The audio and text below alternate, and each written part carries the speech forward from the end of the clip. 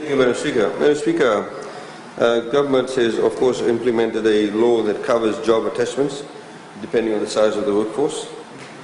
The National Employment Centre Act 2009 states in Section 44, and I quote, "An employer who employs more than 50 workers must engage suitably qualified unemployed persons as attachees or volunteers on a ratio of at least 5% of the total number of workers employed by the employer."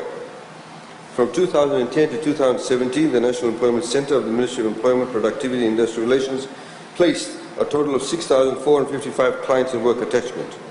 In the same period, 7,676 clients were absorbed in permanent employment, and this includes clients that were registered with the Centre but found employment on their own.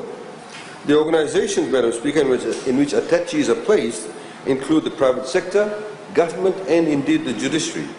In the private sector, Madam Speaker, these include the retail sector, tourism, manufacturing, financial sector, clothing and textile industry. In government, these include the Ministries of Youth and Sports, Ministries of Civil Service, Ministry of Local Government, Ministry of Employment, Ministry of Rural and Maritime Development, Ministry of Economy, Department of Immigration, Ministry of Social Welfare, Office of the Prime Minister and the Ministry of Foreign Affairs.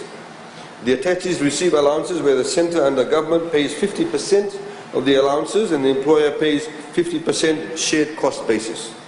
We have also advised employers through employers forums and media advertisements on the job attachment requirement in the law and have encouraged employers to fulfill the legal requirements of engaging attachees in the workplace and spur the ratio of the workforce. Madam Speaker, we will of course continue to have dialogue with the overall potential employers, but government itself, Madam Speaker, as you can see, does actually take a number of attachees in those ministries that I have highlighted. Thank you, Madam Speaker.